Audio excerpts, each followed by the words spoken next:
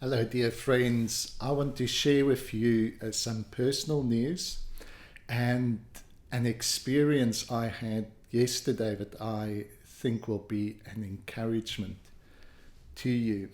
Um, Yesterday, as I finished my meditation, I started thinking about the way in which God knows what he knows. I love, those probing questions and those those ideas that can penetrate, knowing that God is not nervous of us asking all kinds of questions, but the God who desires to be known is so willing and ready to unveil himself to those who are simply open to new possibilities of understanding. And so, as I was thinking about God's knowledge, one of the first things that came to mind is, in normal Christian circles, God's omniscience, or the fact that God knows everything, is very often linked to foretelling the future. It's very often just a catchphrase to kind of imagine a God who has already determined everything, already sees the future, etc. But as I was probing this question, God, how do you know what you know? One of the first things that I started seeing is that God's knowledge is not detached. In other words, God doesn't know you because he observes you from a distance. Rather, God's knowledge of you is much more intimate. How can it be more intimate? Well, God knows you because he participates in your experience. He doesn't just see you as a entity separate from himself. Rather, God experiences what you experience. And therefore, he knows what you know. Can you see how such a participation means that God's omniscience is a much more intimate quality? Now, obviously, my experience is an embodied experience from a specific point of view. But can you imagine a God who participates in every experience from every perspective? Insects experience the environment. Plants experience the environment. It's obviously a different kind of experience because it's not a psychological experience, but it's experience nonetheless. And it's an experience God participates in. The Psalm says it's so beautiful when, I think it's David says, the breath of every living thing is the Spirit of God. He so acknowledges the immanent presence of God in everything. Now, as I was meditating on that intimate knowledge of God, I was quite surprised because I suddenly just sensed God saying, now can you imagine what I am capable of orchestrating? What I am capable of synchronizing and bringing together with all that knowledge. Imagine if you had access to every experience, to all knowledge. What would you be capable of doing. And so I was becoming more and more amazed at Papa's capacity to intimately orchestrate events and situations for our benefit. And in the midst of that, I again just sensed him saying, so can you imagine what I want, what I desire to do for you? And he said, I want you now to imagine. Put aside the how, because, we very often, we get stuck in the how. And we start thinking about the resources and the ways. And because we get so stuck in the how, we never actually dream about what is possible. Because we get stuck in how is it possible. So I just sense Papa saying, don't get stuck with the how, with the resources. Simply tell me what you think I want to do for you. There's many things, even we've been, because of no traveling, separated from family for a long time. So there's many family things that I dreamt about. But one of the first things that came to mind as well was our desire to communicate this beautiful message, because we know what value, what meaning it has brought to our lives, and also what meaning and beauty it has brought to the lives of those we've had the privilege to minister to. And so one of the first things I just said was, I don't really want to think about how we get to the next destination and setting all of that up. I just want opportunity to take this message. And I just felt Papa saying, yes, it's done. I am orchestrating situations and opportunities.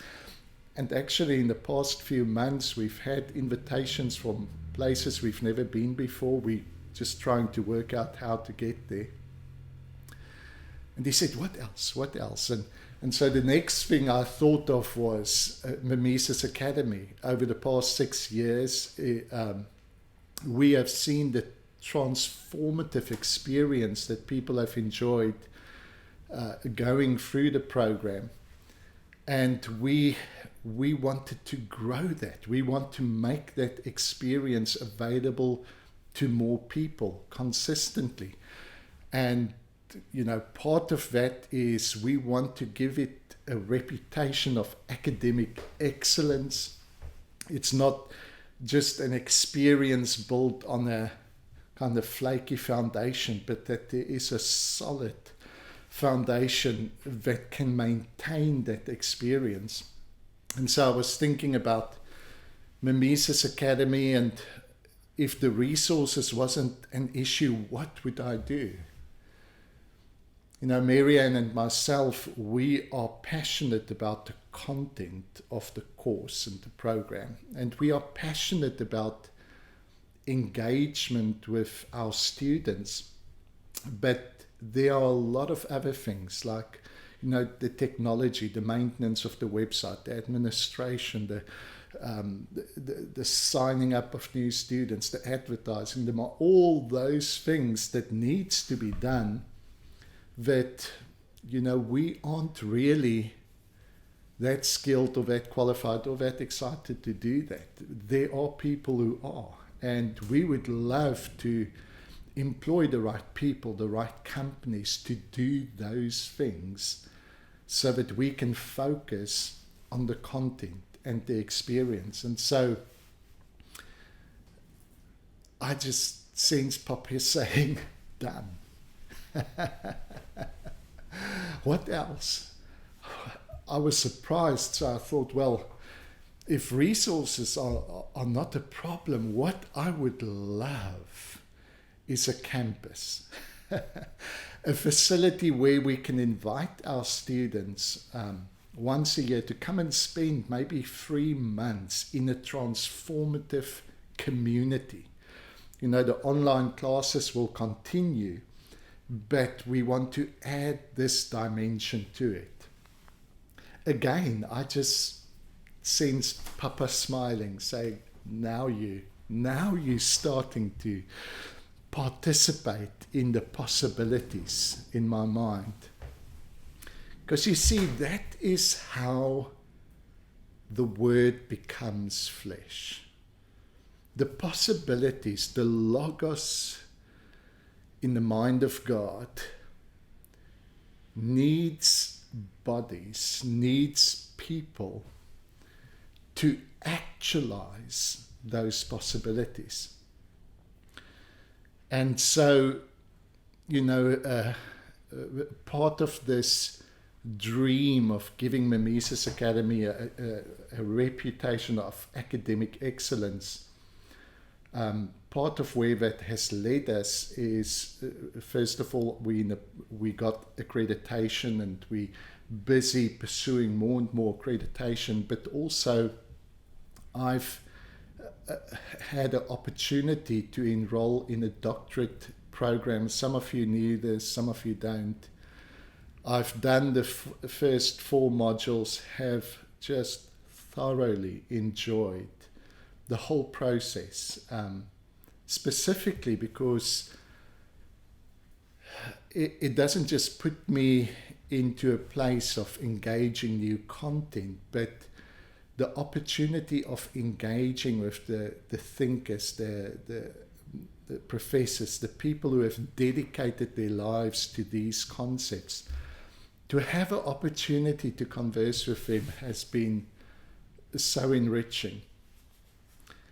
And, you know, I've had to put those studies on a pause last month, again, because the how became an issue.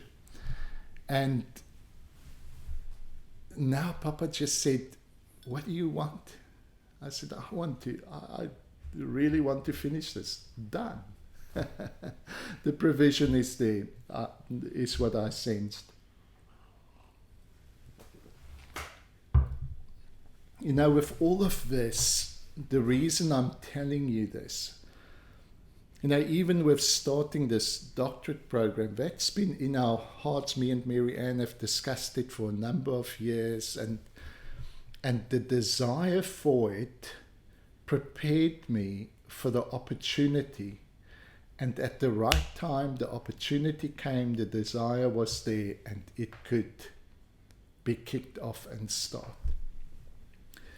And so I want to encourage you to engage your imagination with the possibilities in the heart of God and in the mind of God. I want to encourage you to see your Abba saying, what do you think I want to do for you? Engage your imagination with that. Because our very engagement with those possibilities makes the likelihood of them realizing and actualizing much greater. Wow. John 1, you know, this logos, the word that was from the very beginning, that is the reason for all things existing. This word seeks to become flesh. See what Jesus demonstrated in the incarnation. Incarnation is just a word for that process of thought becoming actualized, thought becoming flesh. What Jesus demonstrated was not a process that's unique to himself, but rather he unveiled the way in which all of creation functions.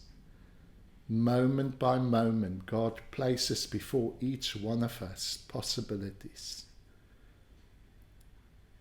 luring us, drawing us, saying, which one of these beautiful possibilities can I engage you with to realize? And so through your life, beauty can be incarnated in this world. Thank you, friends. Bless you, and continue to see and engage with divine possibilities. Bye-bye.